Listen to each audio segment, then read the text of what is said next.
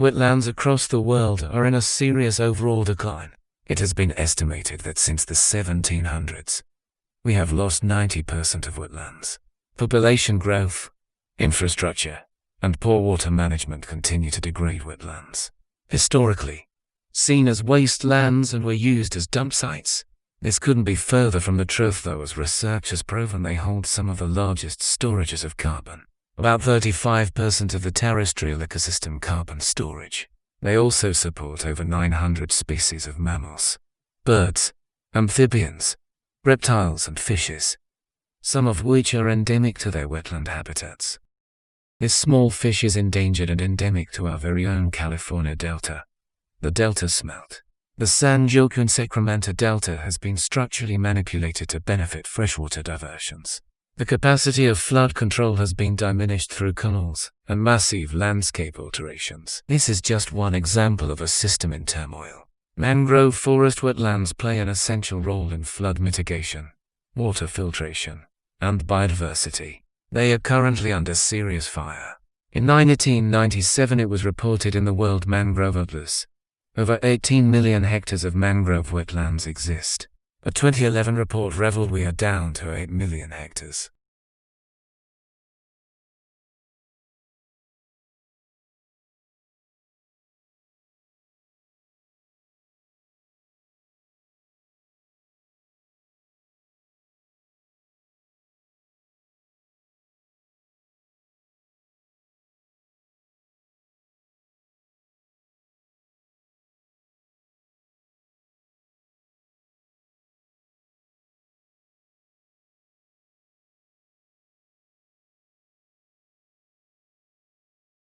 China has lost wetlands in the past 50 years at an exponential rate. The country has lost 23% of freshwater swamps and 51% of coastal wetlands. 38.48 million hectares still remain, but they are decreasing at a rate of 1% annually. It seems as though anywhere around the world you look, wetlands are trending in a downward spiral. With the assistance of climate change, we have only seen this trend worsen. Prolonged droughts have dried out smaller portions of tributary arms, and they have indirectly increased salinity levels by producing smaller snowpacks in the winter. Rising temperatures have raised sea levels, which have contributed to the degradation of levees and other means of erosion control. The future of wetlands is surely an uncertain one. Both climate change and anthropogenic influences are speeding up the rate at which they are disappearing. As a result, the effects of natural disasters like floods and hurricanes are worse.